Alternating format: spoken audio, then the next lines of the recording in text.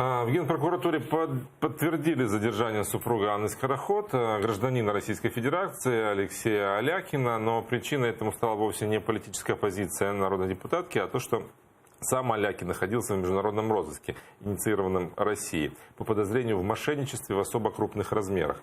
И с нами на связи, как я уже сказал, адвокат Алексея Алякина Сергей Тарасюк. Доброе утро. Доброе утро. Можете нас в двух словах ввести в курс дела, что сейчас происходит с Алексеем? Предъявлены ли ему какие-то уже обвинения? В каком он статусе? Я бы хотел начать с точки зрения Генеральной прокуратуры.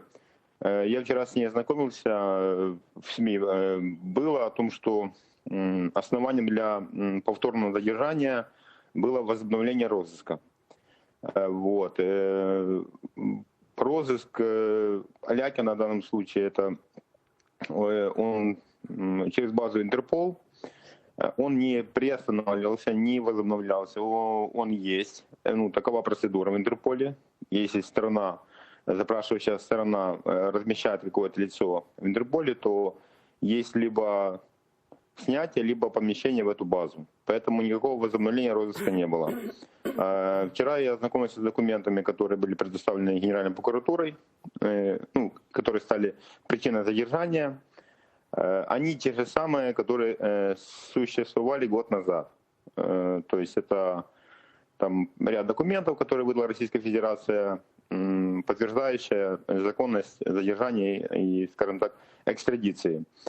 А почему же задержание произошло тогда именно сейчас, а не раньше? Да, и из практики обычно лиц, которых задерживают по Интерполу, их помещают там под арест.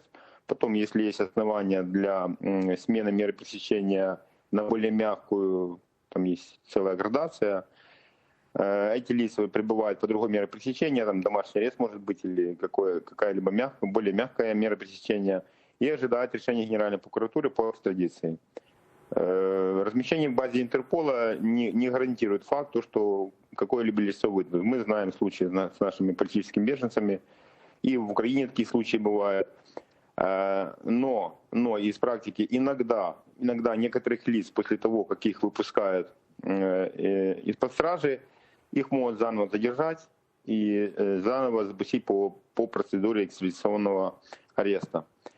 В УПК этот момент не прописан совершенно. Там есть процедура, как это совершается, то есть временное задержание, потом экстрадиционный арест. И все это время происходит экстрадиционная проверка на наличие 3 критериев. Это гражданство, если гражданин Украины, его нельзя выдавать.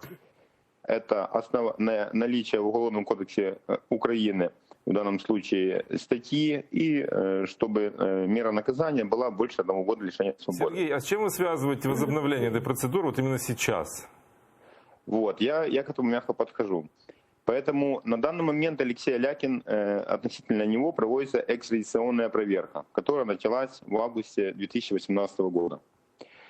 Фактически сейчас произошло задержание по тому же розыску, по тем же основаниям, и Алексея Алякина пытаются предать повторной экстрадиционной проверке. Поэтому утверждение Генпрокуратуры, что был розыск возобновлен, это неправда. Фактически с 3.01.2019 года он лицо без гражданства, оспаривает в судах лишение гражданства миграционной службой. Процесс еще не закончен. И что стало основанием задержания именно вчера, я не могу утверждать. И адвокат, не политик, и о его семейной жизни не знаю. Ну вот его супруга Анна Скороход связывает это с ее позицией по бюджету, против которого она, вернее, за который она не голосовала. И я не могу это комментировать, повлиять я на ее позицию. Не политик.